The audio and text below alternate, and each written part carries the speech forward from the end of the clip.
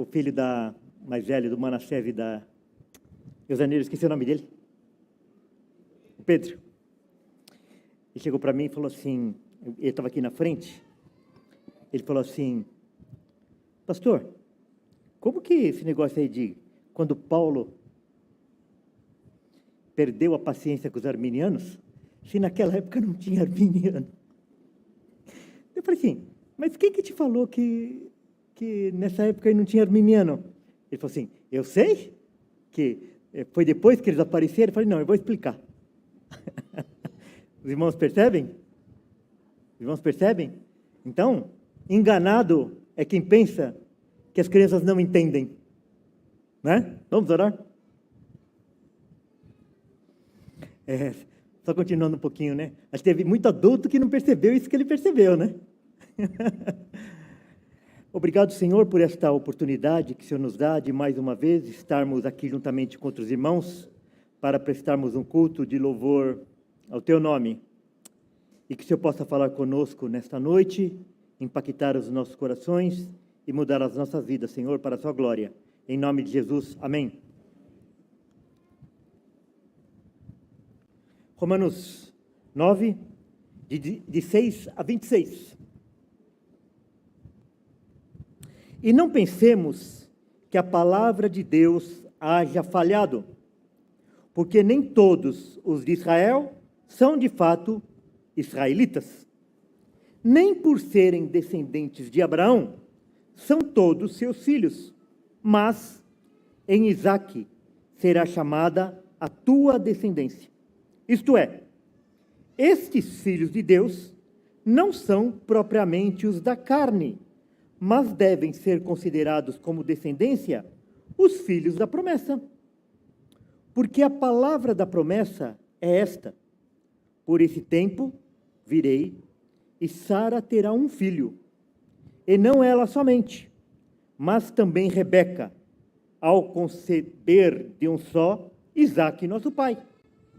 E ainda não eram gêmeos nascidos, nem tinham praticado o bem ou o mal, para que o propósito de Deus quanto à eleição prevalecesse, não por obras, mas por aquele que chama. Já fora dito a ela: o mais velho será servo do mais moço. Como está escrito: amei Jacó, porém me aborreci de Esaú. Que diremos, pois? Há injustiça da parte de Deus? De modo nenhum, pois ele diz a Moisés: terei compaixão de quem me aprouver ter misericórdia. Terei misericórdia de quem me aprouver ter misericórdia, e compadecer-me-ei de quem me aprouver ter compaixão. Assim, pois, não depende de quem quer ou de quem corre, mas de usar Deus a sua misericórdia.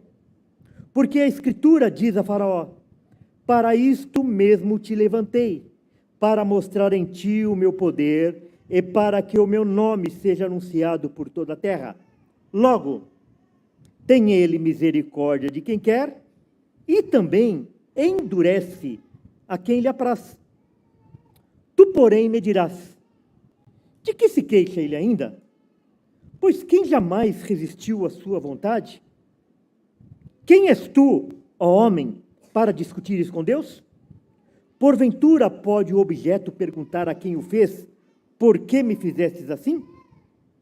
Ou não tem o oleiro direito sobre a massa, para do mesmo barro fazer um vaso para a honra e outro para a desonra? Que diremos, pois, se Deus, querendo mostrar a sua ira e dar a conhecer o seu poder, suportou com muita longanimidade os vasos de ira, preparados para a perdição, a fim de que também desse a conhecer as riquezas da sua glória em vasos de misericórdia, que para a glória preparou de antemão, os quais somos nós, a quem também chamou, não só dentre os judeus, mas também dentre os gentios? Assim como também diz em Oséias: chamarei povo meu ao que não era meu povo, e amada a que não era amada. E no lugar em que se lhes disse: vós não sois meu povo, ali mesmo serão chamados filhos do Deus vivo. Amém?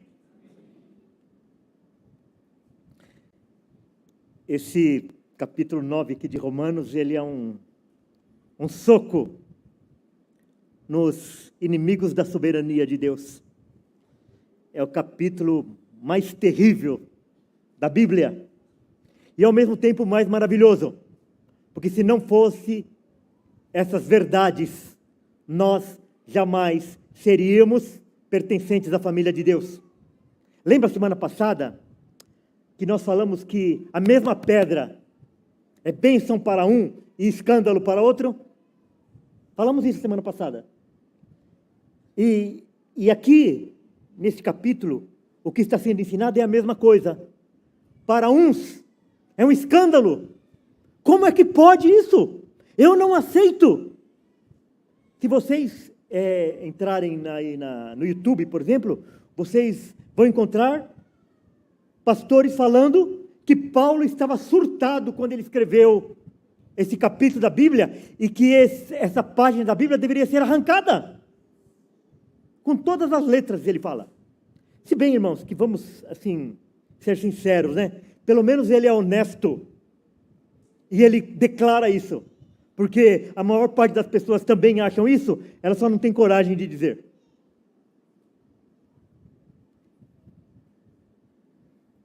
Então, quando Paulo perdeu a paciência com os arminianos, mas haviam arminianos na época de Paulo? Aí eu já sabia que o Pedro vinha perguntar, e logo no início eu falei assim, não, eu sei que o Pedro vai me questionar lá, essa questão dos arminianos aí, então já... Mais ou menos isso é o que Paulo também faz nesse capítulo 9. Ele antecipa aquilo que os arminianos iam argumentar com ele. Mas haviam arminianos na época de Paulo?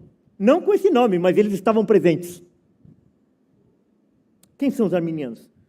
Num sentido mais estrito, arminianos são os seguidores de Jacó Armínio, que viveu de 1560 a 1609, e dos remonstrantes. Então, Armínio ele começou a ficar incomodado com aquilo que ensinava os reformadores, os calvinistas, e ele achou que aquele Deus era muito injusto, que aquela doutrina ela era muito ofensiva para o homem, então ele tentou ajustar a doutrina para que ela ficasse mais palatável ao homem. E os remonstrantes apresentaram essas doutrinas de um modo mais sistematizado lá em Dort. Então, esse é no sentido mais estrito. Então, nesse sentido mais estrito, os arminianos não existiam lá na época de Paulo. Mas, no sentido mais amplo, aqueles que querem salvar a si mesmos, que querem participar da salvação, acrescentando algo à obra de Cristo, como boas obras ou o assentimento, por exemplo. Então, se os católicos romanos, eles queriam acrescentar as boas obras e o mérito à obra de Cristo, vieram os remonstrantes e incluíram a obra de Cristo, o assentimento. Quer dizer, Deus só vai salvar uma pessoa se essa pessoa desejar ser salva. Então, eu não sei como eles cantam esse hino, por exemplo, assim, que nós somos salvos na cruz. Como que eles cantam que nós somos salvos na cruz, se na realidade a obra da cruz depende do assentimento da pessoa para que ele tenha ele seja abrangido nessa salvação que foi feita lá na cruz. Então, no sentido mais amplo, os arminianos estavam presentes lá no Éden. E estão presentes durante toda a história do mundo. O homem não aceitando aquilo que Deus determina. Como assim? Você pode comer de tudo, mas você não pode comer aquilo. Como que Deus quer mandar em tudo? Ele quer mandar em tudo porque tem uma segunda intenção aí. É assim, desde o Éden. Então, nesse sentido mais amplo, os arminianos estavam presentes lá no início da igreja. E Paulo sabia que eles estavam presentes lá na igreja de Roma. E daí chega uma hora que ele fica inconformado, e nós vamos falar isso. A semana passada nós falamos sobre a crise de identidade. Quem nós somos? Quem eu sou? Quem você é? E nós vimos lá Pedro escrevendo, que não é Paulo. Vós, porém, sois raça eleita. Vamos ler todos juntos? Vós,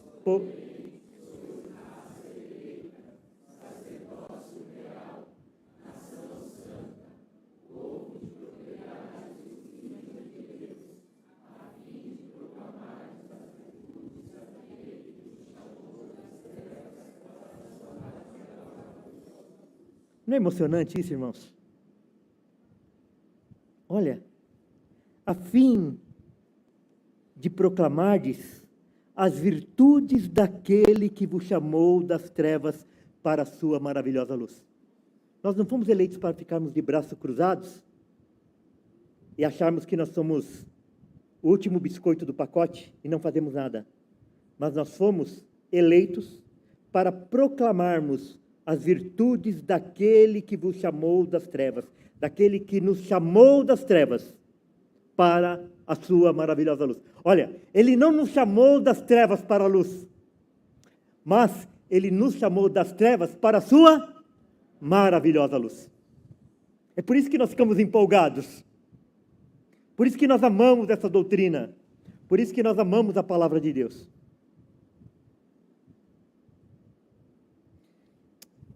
Steve Lawson fala que a palavra de Deus não é difícil de entender. Ele fala que a palavra de Deus é difícil de engolir. E é mesmo.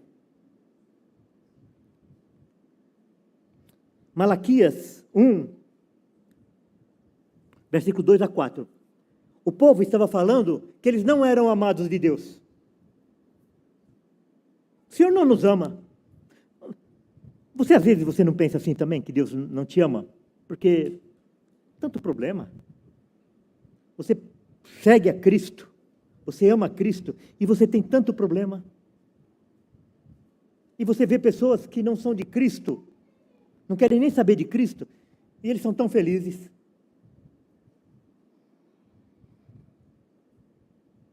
Então, Deus está falando aqui para eles: eu vos tenho amado, diz o Senhor. Mas vós dizeis: em que nos tens amado? Daí ele responde assim: não foi Esaú, irmão de Jacó? Disse o Senhor: todavia amei a Jacó, porém aborreci Esaú, e fiz dos seus montes uma assolação, e dei a sua herança aos chacais do deserto.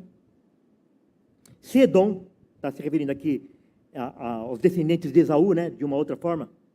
Se Edom diz: fomos destruídos, porém tornaremos a edificar as ruínas. Então, diz o Senhor dos exércitos: eles edificarão, mas eu destruirei. E Edom será chamado terra de perversidade e povo contra quem o Senhor está irado para sempre. Então, quando você estiver com a crise de identidade, e você fala assim: ninguém me ama, Deus não me ama, você lembra desse texto? Vai lá para não vai para Malaquias 3 não, que todo mundo conhece. Vai para Malaquias 1. Disse o Senhor: todavia amei vocês, porém aborreci os demais. O verdadeiro cristianismo começa com a apreciação da glória, da majestade infinita de Deus. Então, nós apreciamos a glória da majestade infinita de Deus. Deus nos chama para isso. Aos homens não foi dado conhecer todos os mistérios de Deus. Há coisas, irmãos, que a gente fala assim: eu não sei. Mas a nós isso não foi concedido, entender todas as coisas, cabendo aos seus filhos aceitarem o que não compreendem. Isso faz parte do nosso papel como filhos, como pessoas imperfeitas, como pessoas pecadoras, como pessoas limitadas. Aceitar sem discutir. Eu não compreendo, mas eu aceito. Porque a palavra de Deus fala que é dessa forma. Então, o que dizem os inimigos da soberania de Deus? Os inimigos da cruz de Cristo. Porque uma pessoa que fala, que declara que Cristo morreu na cruz, mas a sua obra ainda não está completa, ele é um inimigo da cruz de Cristo. Ele está fazendo pior do que aqueles que dizem não conhecer a Cristo. Porque eles dizem conhecer, eles dizem amar, mas eles negam a eficácia da morte de Cristo, a sua perfeição, a sua abrangência. Então o que eles dizem? Uns não dizem nada, simplesmente ignoram o texto como se não existisse. Nós não vamos falar desse assunto aqui não. Vamos deixar esse lado, vamos colocar na última gaveta e vamos trancá-la. Irmãos, eu nasci dentro de uma igreja evangélica. E a primeira vez que eu vi uma pregação desse capítulo da Bíblia, eu tinha 50 anos. A primeira vez que eu vi uma exposição do capítulo 9 do livro de Romanos, eu tinha 50 anos. Por quê? Porque os demais colocaram numa gaveta e nos privaram desse tesouro. Porque é perigoso, porque vai dar muita discussão, porque alguns vão ficar com mimimi, e nos privaram disso. É lógico que talvez a maioria deles também são completamente ignorantes a respeito desse assunto. Então eles não fizeram por mal, eles fizeram porque também são ignorantes. Eles já foram privados disso. Uma segunda categoria, eles dizem que o texto trata de eleição de um povo e não de pessoas. Então fala assim que Deus escolheu Israel e depois ele escolheu a igreja. Ele não está falando de pessoas individuais. Então ele escolheu a igreja. E quem fizer a sua parte, vai fazer parte dessa eleição. Quer dizer, é uma eleição sem nome. Ele elege, mas elege em branco. Colossenses 3,12. Revesti-vos, pois, como eleitos de Deus, santos e amados, de ternos afetos de misericórdia, de bondade, de humildade, de mansidão e longanimidade. Ora, a igreja tem afeto, a igreja tem misericórdia, a igreja tem bondade, a igreja tem humildade, a igreja tem mansidão, a igreja tem longanimidade? Não, as pessoas. Tito 1, Paulo, servo de Deus e apóstolo de Jesus Cristo, para promover a fé que é dos eleitos de Deus e do pleno conhecimento da verdade, segundo a piedade. E a terceira categoria diz assim: desqualificam o texto, negando sua inspiração divina. Não, isso aqui Paulo estava surtado quando escreveu isso daqui. Então, por isso que, quando a gente vai pregar o livro inteiro de Romanos, chega lá no capítulo 8, a gente pula para o 10 e deixa o 9 de lado. 2 Pedro 3. Olha, irmãos, sempre foi assim. Sempre foi assim. Olha que Pedro está escrevendo aqui. 2 Pedro 3, 15 e 16. E tende por salvação a longanimidade de nosso Senhor, como igualmente o nosso amado irmão Paulo vos escreveu, segundo a sabedoria que lhe foi dada. Ao falar acerca destes assuntos, como de fato costuma fazer em todas as suas epístolas, em todas as suas cartas, nas quais há certas coisas difíceis de se entender. Pedro está falando disso. Que tinha coisa que Paulo escrevia que era difícil de entender. Que ele podia pegar lá o WhatsApp e mandar lá um WhatsApp lá no grupo lá dos apóstolos, né? grupo dos apóstolos. Aí fala assim, Paulo, você escreveu essa carta assim, tal, tal, e nós não estamos entendendo. Explica. Ele podia fazer isso. É lógico que estou usando aqui uma linguagem figurada, né? Mas ele poderia dar um jeito de se comunicar com Paulo e pedir explicação. Mas ele fala aqui que há certas coisas difíceis de entender. Mas o que acontece? As pessoas, ao invés de aceitarem, o que elas fazem? Que os ignorantes e instáveis deturpam, como também deturpam as demais escrituras, para a própria destruição deles. Olha que forte essa palavra. Então vamos lá ao texto. Então aqui Paulo, já no capítulo 1º, 2º, 3º até o 8º, ele estava falando lá sobre que todos os homens estão debaixo da ira de Deus. Né? E no capítulo anterior, ele já tinha introduzido esse termo aí a respeito da predestinação, né? Aqueles que de antemão conheceu, também os predestinou para serem conformes à imagem de seu Filho. E aqueles a quem escolheu, também os chamou, também os santificou, também os glorificou. Ali no capítulo anterior. E aqui ele continua no mesmo assunto. E chega lá no versículo 6, ele fala assim, e não pensemos que a palavra de Deus haja falhado. Por que ele está falando isso? Porque as pessoas iam falar assim, mas se o povo judeu, se o povo de Israel, eles eram o povo de Deus, como tem tantos perdidos, tantas pessoas que não querem saber de Cristo no povo de Israel? A palavra de Deus falhou? Ele fala assim, não. E não pensemos que a palavra de Deus haja falhado, porque nem todos os de Israel são de fato israelitas. Então não é simplesmente porque a pessoa se diz israelita que ela faz parte do povo de Deus. Nem por serem descendentes de Abraão, são todos seus filhos.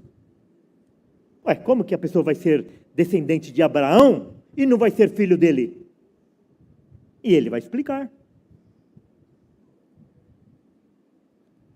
Mas, em Isaque, será chamada a tua descendência. Isto é, estes filhos de Deus não são propriamente os da carne.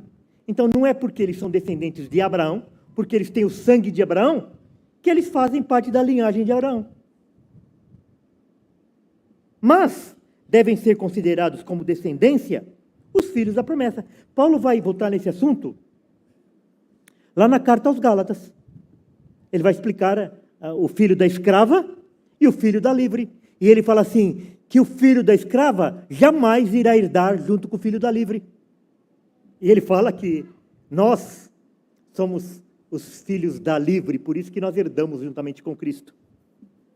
Mas devem ser considerados como descendência os filhos da promessa. E quem eram os filhos da promessa? Porque a palavra da promessa é esta, por esse tempo virei e Sara terá um filho. Por quê? Porque Abraão já tinha um filho, mas era o filho da carne. Era Ismael, o filho que ele teve com a escrava, com a serva de Sara. Mas Deus falou assim, não, esse não vai ser o herdeiro. O herdeiro é o filho da promessa, o filho da fé, que é Isaque. E não ela somente, e não só Sara e seu filho, e não somente ela, mas também Rebeca, ao conceber de um só, Isaque, nosso pai. Quer dizer, Isaque era o filho da promessa, ele casou com Rebeca, e de repente, Rebeca está grávida. De quê? De gêmeos. E agora? E agora? Para quem vai as promessas? Para um ou para outro? Como que vai ser essa escolha? A lei dizia que cabia ao mais velho. O que nascesse primeiro teria o direito. Pelo costume da época, pela cultura da época. E daí ele fala assim, e ainda não eram os gêmeos nascidos. Nem tinham praticado o bem ou o mal. Não tinham feito nada. Eles não tinham nem brigado ainda lá no útero da mãe. Estava cada um lá no seu quadrado, como dizem popularmente. Olha a afirmação que vem agora. para que o propósito de Deus, quanto à eleição, quanto à escolha, prevalecesse, não por obras, mas por aquele que chama. Ele está falando assim, para que Deus mantivesse a sua liberdade de escolher, independentemente da característica de quem é escolhido. Para que Deus mantivesse no seu poder a escolha, sem qualquer interferência. Por isso que ele escolheu antes que eles nascessem, antes que eles tivessem feito qualquer coisa. Gálatas 2,16. Sabendo, contudo, que o homem não é justificado por obras da lei, e sim mediante a fé em Cristo Jesus. Também temos crido em Cristo Jesus para que fôssemos justificados pela fé em Cristo e não por obras da lei. Pois, por obras da lei, ninguém será justificado. Deus determinou isso. Deus determinou isso. Que Ele não escolheu ninguém porque fez alguma coisa. Mas Ele tem total soberania, total liberdade de fazer aquilo que Ele quer. Por isso que Ele é Deus. Tito 3,5, não por obras de justiça praticadas por nós, não. Mas, segundo a sua misericórdia, Ele nos salvou mediante o lavar regenerador e renovador do Espírito Santo. Então já fora dito a ela, mãe, como que era a cultura? O mais velho herdava tudo. O mais novo seria escravo do mais velho. Seria servo do mais velho. E o que Deus fala para a mãe? O mais velho será servo do mais moço. Lá no grego, a palavra aqui é doléu, é de onde vem aquela palavra doulos. Ser escravo, servir, prestar serviço de uma nação em sujeição a outros países. Ok? Então essa palavra servo, no original, está lá, doulos. Como está escrito, amei Jacó, porém me aborreci de Esaú. Então na revista Ara, na versão da Ara, aparece, no lugar dessa palavra doulos, aparece esse aborreci. Agora, isso daí é uma escolha do tradutor. O tradutor vai lá no grego, ele pega a palavra e pega todos os seus significados. E daí ele coloca no texto, em português, aquilo que ele acha que fica mais adequado. Então, de alguma forma, o tradutor, ele coloca a sua teologia naquela versão da Bíblia. Presta atenção. Então, o tradutor aqui, ele achou que era muito forte nessa palavra colocar escravo. Então vamos colocar outro. Vamos colocar servir. Na palavra aborrecer, no grego é miseu, que significa, na palavra primária, misos, ódio. Odiar, detestar, perseguir com ódio. Ser odiado, detestado. Só que o tradutor, ele achou que era muito pesado colocar essa palavra. Então, ao invés de ele colocar que Deus amou Jacó, ele coloca assim, aborreci de Esaú. E tem outros ainda, se você pegar assim, for fazer um curso de teologia não reformado, e você pegar um professor bem assim, arminiano, ele vai ainda usar um outro termo. Ele vai falar assim, como está escrito, amei Jacó, porém, amei menos... Ué, é verdade. Amei menos a Esaú. Faça uma pesquisa que você vai ver. Agora, por isso que em alguns textos, eu gosto da João Ferreira de Almeida, corrigida e revista fiel. Um texto ótimo. Olha como está escrito lá, em João 9,13. Como está escrito, Amei a Jacó e odiei a Esaú. Irmãos, o que combina mais com aquele texto que nós lemos lá de Malaquias 1? Ainda que eles edifiquem, eu derribarei novamente. E eles serão chamados povo de quem o Senhor está irado para sempre. Não é isso que diz a palavra? É. Então, por que Deus odiaria alguém? Como que Deus ama a Jacó e odia? Mas não tem esse negócio de odia não, irmãos, é brincadeira. Como que Deus ama Jacó e odeia Esaú? Como é que Deus pode odiar alguém? Pode odiar alguém? Se a única coisa que a gente aprende é que Deus é amor. Não é só isso que as pessoas falam? Ah não, Deus é amor, Deus é amor, Deus é amor. Então, por isso que, quer dizer, as pessoas deturpam esse atributo de Deus, e eles querem encaixar o atributo do amor de Deus naquilo que o homem pensa a respeito do amor. E daí eles acham que Deus não pode odiar a ninguém. Então por que Deus odiaria alguém? Porque todos merecem ser odiados por Ele.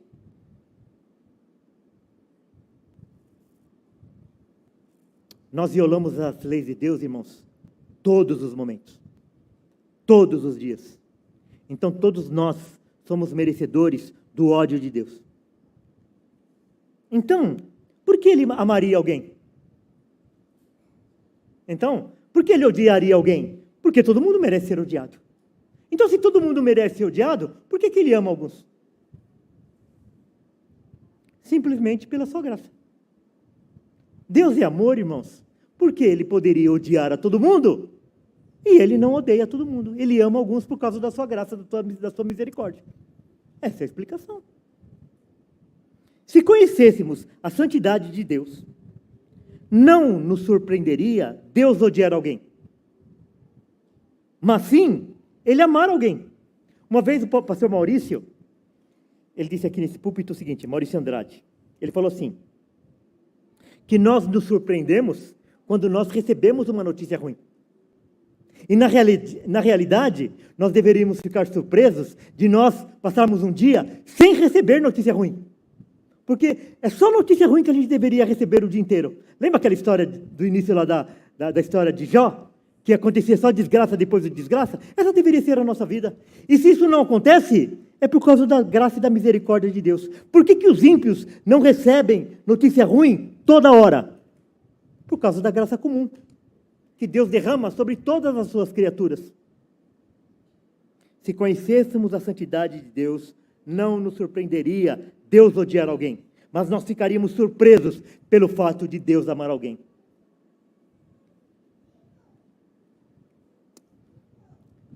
Daí, vem lá o arminiano e pergunta, como que Deus pode amar um e odiar outro sem que eles nasceram ainda? É impossível isso. Deus jamais faria isso. Então Paulo sabia que os arminianos iam perguntar isso para ele. Então quer dizer que Jacó não nasceu, Esaú não nasceu, e Deus ama Jacó e odeia Esaú? Deus é injusto. Que diremos, pois? A injustiça da parte de Deus? E Paulo antecipa a resposta. De modo nenhum. Nem pense uma coisa dessa. Isso é inimaginável, Deus ser injusto. É isso que ele responde.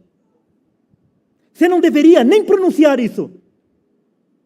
Ele já começa a ficar nervoso aqui, hein? Mas ainda essa daqui ainda ele levou na maciota. Ele ainda respondeu. Não fará, Gênesis 18, 25, no diálogo de Abraão com o Senhor, quando ele ia destruir Sodoma e Gomorra, ele fala assim, não fará justiça o juiz de toda a terra? Salmo 7,11, Deus é justo juiz, Deus que sente indignação todos os dias. Então aqui ele vai explicar então. Pois ele diz a Moisés, terei misericórdia de quem me aprouver ter misericórdia, e compadecer-me-ei de quem me aprouver ter compaixão. Eu tenho piedade de quem eu quiser. E eu vou ter compaixão de quem eu quiser, eu vou ter misericórdia de quem eu quiser. Eu vou abençoar quem eu quiser abençoar. Ele já tinha dito isso para Moisés, e agora ele está repetindo a mesma coisa lá para a igreja de Roma, falando a respeito da escolha de Deus. Deus não é devedor de nada. Deus não deve misericórdia para ninguém. Deus deveria justiça para todo mundo. Mas para alguns, Ele resolve ter misericórdia. Deus não é devedor de nada. Deus não deve nada para ninguém. Deus não deve satisfação para ninguém. Ele busca o seu próprio conselho. Aquele que faz todas as coisas segundo o conselho da sua vontade. Daí ele fala assim: assim pois, não depende de quem quer ou de quem corre, mas de usar Deus a sua misericórdia. Irmãos, presta atenção. Não depende de quem quer. Quer dizer, não depende da vontade humana. O evangelho não é para quem quer. A salvação não é para quem quer. Ou de quem corre, quer dizer, não é por obras, não é porque a pessoa faz alguma coisa. Ele está falando assim, olha, não é nem pela vontade, nem pelo livre-arbítrio e nem por causa de obras. Não adianta. Mas de usar Deus a sua misericórdia. Então, irmãos, como que a pessoa vem falar que a pessoa tem que querer, que a pessoa precisa aceitar, que a pessoa precisa receber? Como? Porque às vezes a pessoa fala assim, mas e o livre-arbítrio? Não tem isso na Bíblia. Não tem. Falei, então fala onde tem. Daí fala assim, não tem lá, vinde a mim todos. Não, tudo bem, é uma ordem de Deus. E significa, você pega uma ovelha, a ovelha foge, e você fica chamando a ovelha do jeito que você chama um cachorro, para você ver se a ovelha vem. Não vem. A ovelha não vem. Você vai ter que ir lá buscar a ovelha. As pessoas não querem saber de Deus. Então, não depende de quem quer. Não depende de quem pratica nenhuma obra. Mas Deus precisa usar a sua misericórdia. E é claro.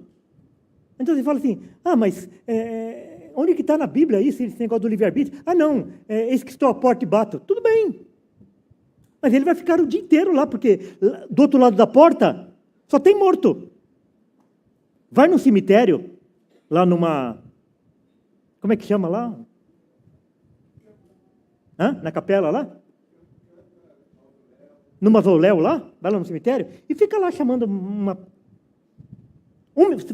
faz 1 milhão de testes. Sabe quando você vai ser atendido? Nunca. Só se tiver algum bandido escondido lá, algum moleque, daí ele vai, mas o morto mesmo não vai te responder. Você pode falar 1 milhão. Então não é porque fala, eis que estou à porta. Nós podemos falar que ali naquele texto lá de Apocalipse, está falando de uma igreja, não está falando para pessoas. Tudo isso é verdade, mas não precisa nem falar isso. Não é porque ele está falando assim, eis que estou à porta e bato, significa que a pessoa vai abrir. Porque a pessoa não abre, a pessoa está morta em seus delitos e pecados. Se Cristo não tivesse dado vida para Lázaro, ele poderia ficar chamando o dia inteiro Lázaro sair do túmulo, Lázaro jamais sairia. Lázaro só saiu do túmulo depois que ele recebeu vida, e daí o Senhor fala, saia para fora. E Lázaro saiu. E poderíamos ficar a noite inteira aqui dando exemplos. Irmãos, se Deus desse uma ordem, na premissa de que o homem teria capacidade de obedecer, o homem teria obedecido os 10 mandamentos. Ou vocês acham que Deus deu os 10 mandamentos, deu os mandamentos, deu a sua lei, achando que o homem iria cumprir? Lógico que ele sabia que não iria cumprir.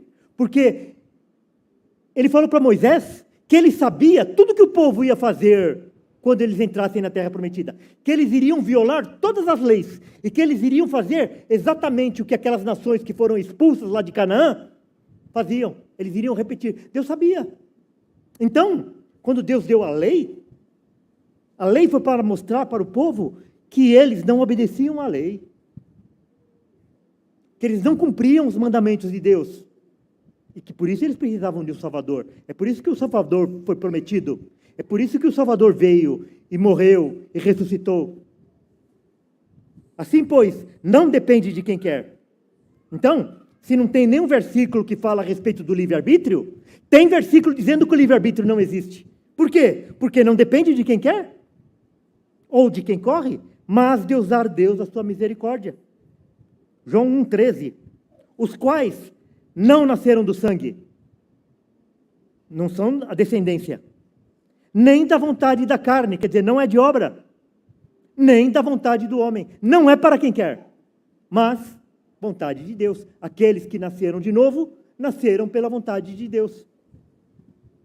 Filipenses 2,13, porque é Deus quem efetua em vós tanto querer como o realizar, segundo a sua boa vontade.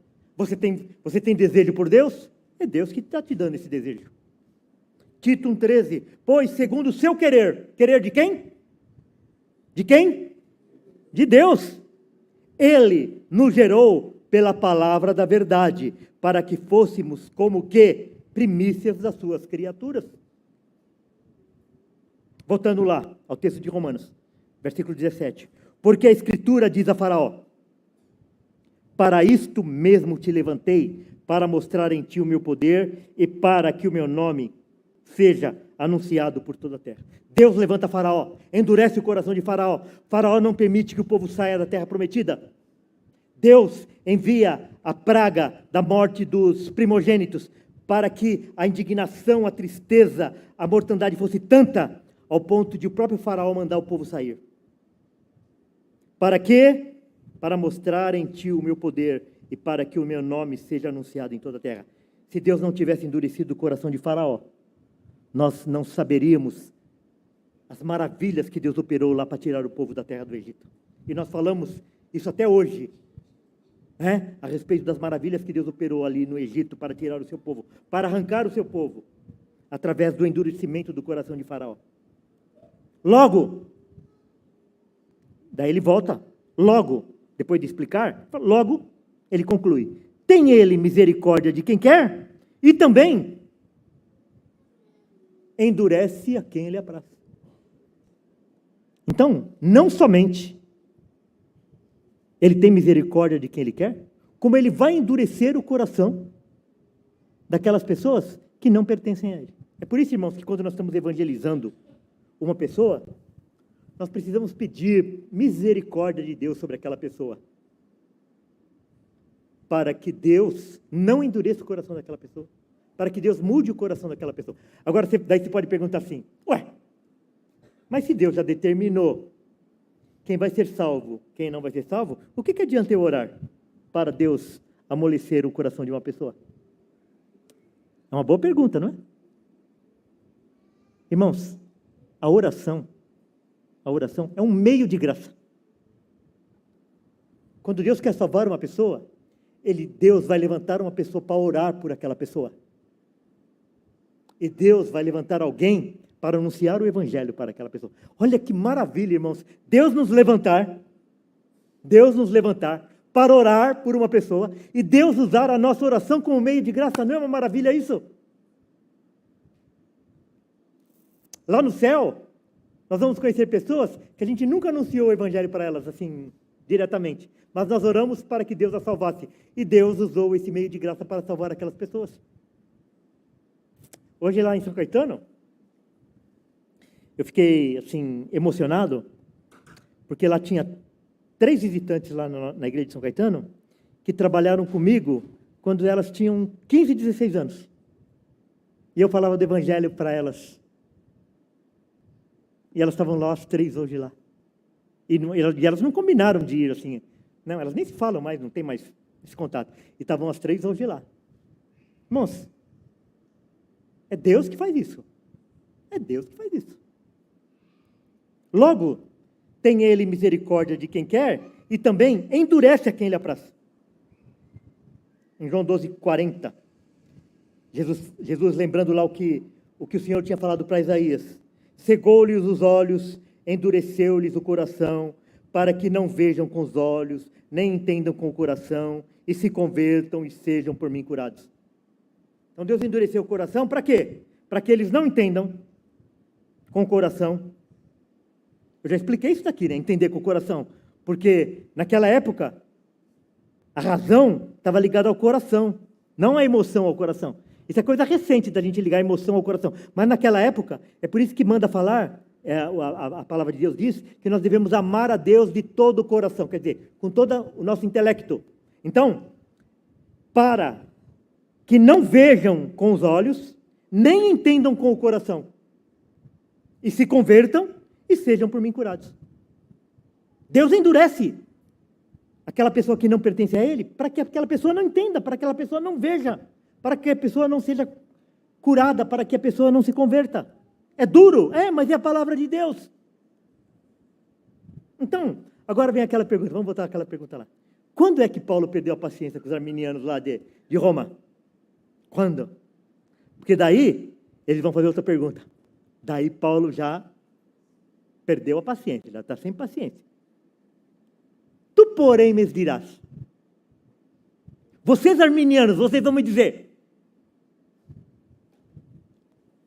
De que se queixa ele ainda? Pois, quem jamais resistiu à sua vontade? Então ele está falando assim, do que Deus está reclamando? Se você acabou de dizer que só vai a Deus quem Ele quiser. Por que todo esse protesto? Que as pessoas não querem saber de Deus, que as pessoas não acreditam em Deus, etc. Se para a pessoa ir a Deus, depende de Deus ter misericórdia dela, do que ele está reclamando então? É uma pergunta cabível. Ué, você não me convida para ir na sua casa? Por que você está reclamando que eu não vou? É isso aqui, é exatamente isso. É exatamente isso. Deus reclama da incredulidade do povo. Mas para o povo deixar de ser incrédulo, depende da ação de Deus. É verdade isso.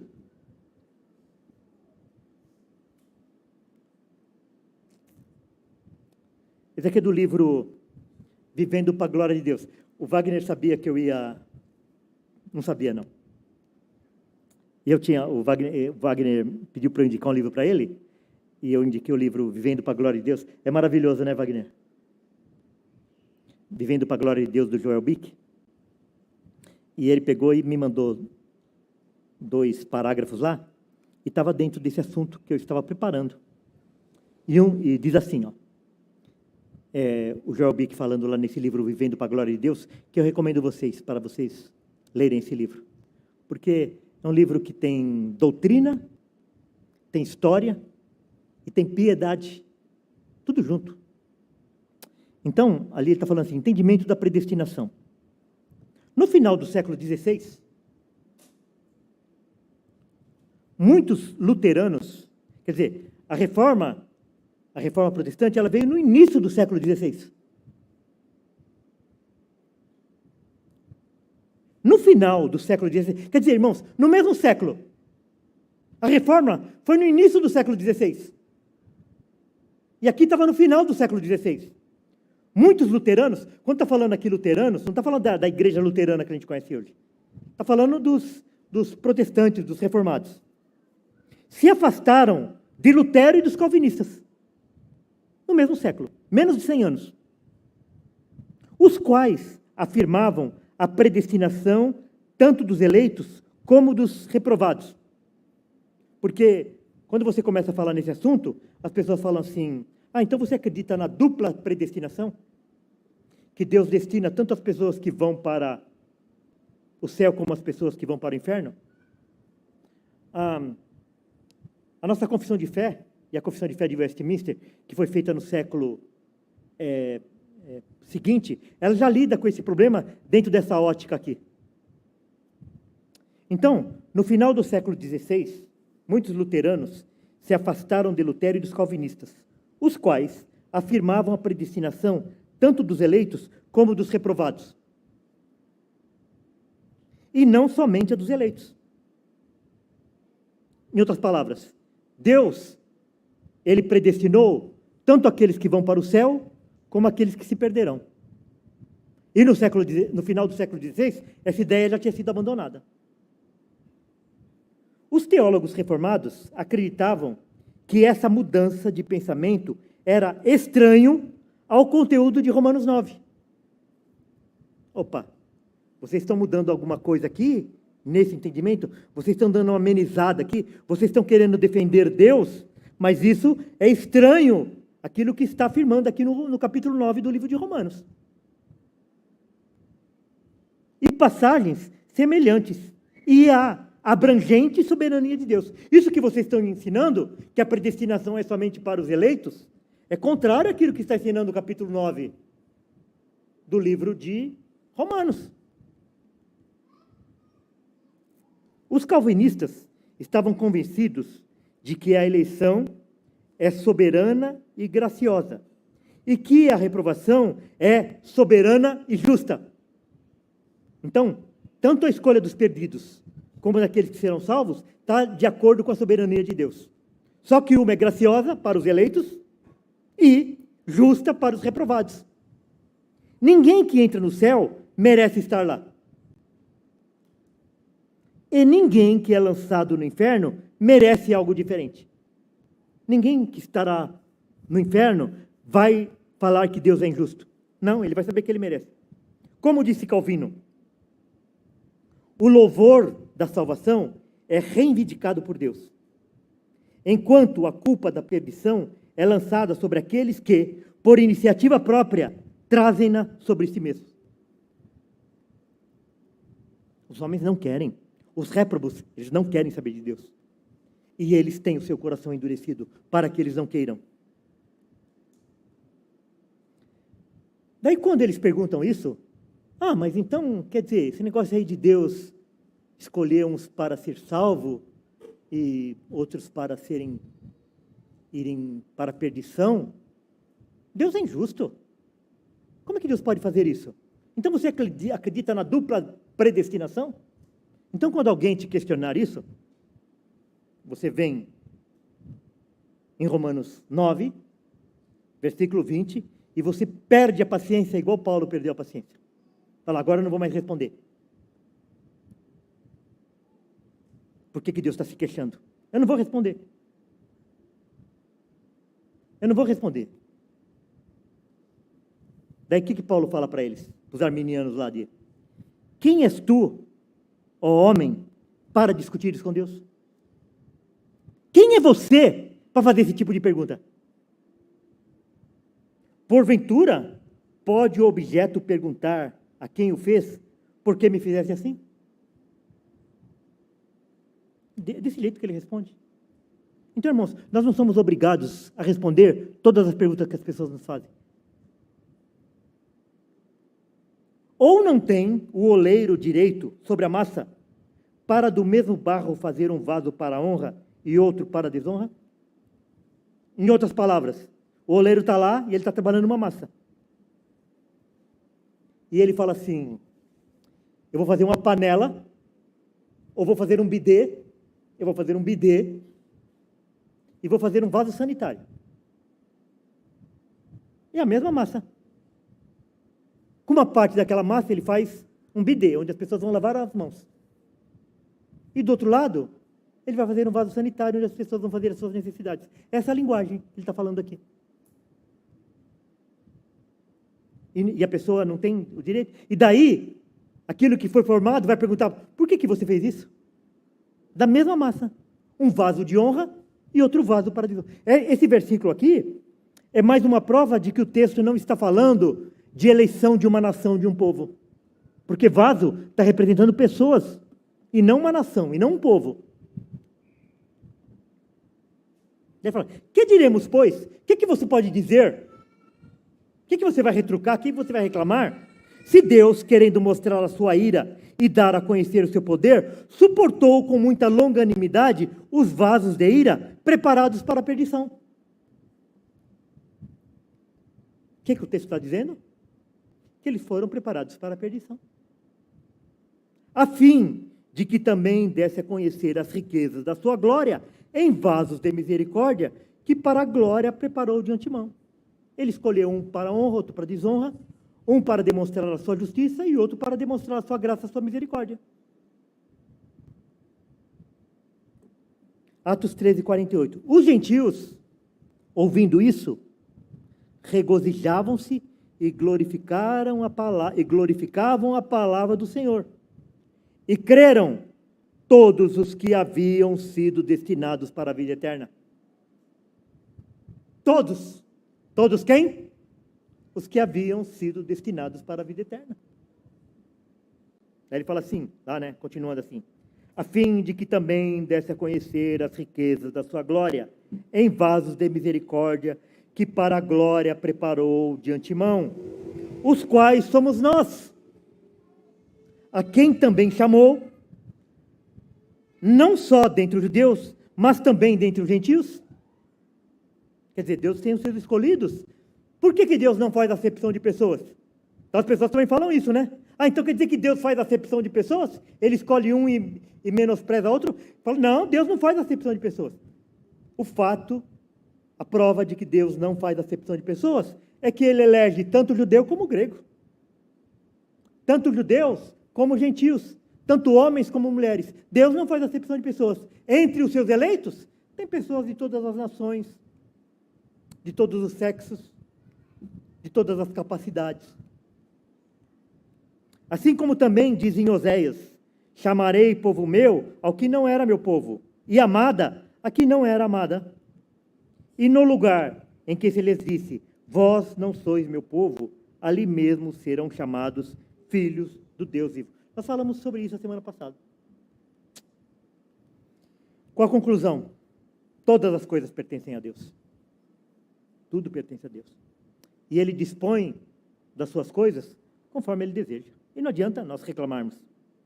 Ele dispõe de todas as coisas conforme Ele apraz. A sua vontade vai prevalecer. Todas as pessoas merecem a ira santa de Deus. Todos nós somos iguais. Todos nós merecemos estar debaixo da ira de Deus. Se Ele nos ama, é exclusivamente por causa da sua graça. Não é porque nós somos melhores do que qualquer outra pessoa. Devemos interceder por aqueles que ainda não foram chamados. Por que nós devemos orar pelas pessoas? Eu já falei. Uma coisa é que a oração é um dos meios de graça. E outra coisa, porque os perdidos, eles não são piores do que nós. A única diferença entre nós e os piores homens é que a graça de Deus nos atingiu e não atingiu a eles. Por isso que nós devemos orar por eles. Ao Senhor pertence toda a glória. Deus chama pessoas que não merecem. Deus chama pessoas que não têm mérito nenhum, porque no céu ninguém receberá glória senão Cristo. 1 Coríntios 4, 7. Pois, quem é que te faz sobressair? Por que você é um eleito? E que tens tu que não tenhas recebido? E se o recebeste, por que te vanglorias? Como se não tiveras recebido. Quer dizer, ele está falando assim, que não há motivo nenhum para a gente ter orgulho de sermos escolhidos. Nós devemos estar felizes e agradecidos, mas não orgulhosos disso. E daí lá no capítulo 11, para encerrar esse bloco aqui. Olha como ele encerra. Romanos 11, 33 a 36. Ó profundidade da riqueza, tanto da sabedoria como do conhecimento de Deus. Quão insondáveis são os seus juízos. E quão inescrutáveis, quer dizer, não dá para a gente investigar. Quão inescrutáveis os seus caminhos. Quem, pois, conheceu a mente do Senhor? Ou quem foi o seu conselheiro? Ou quem primeiro deu a ele para que lhe venha a ser restituído? Porque dele, e por meio dele, e para ele, são todas as coisas. A Ele, pois, a glória eternamente. Amém. Deus seja louvado, irmãos. Obrigado, Senhor, pela sua palavra. Que nós possamos nos alegrar porque o Senhor abriu os nossos olhos, o Senhor mudou o nosso coração. Mas que isso não seja motivo de soberba, mas que seja motivo para que nós possamos buscar aquele objetivo pelo qual o Senhor nos chamou, que é nós anunciarmos a sua maravilhosa graça, que nos chamou das trevas para a sua maravilhosa luz. Que nós podemos nos alegrarmos e nós lembrarmos todos os dias quem nós somos. Nós somos seus filhos, adotados através de Cristo Jesus, pela obra que Ele realizou na cruz do Calvário, em nosso favor, para a sua glória. Em nome de Jesus, amém.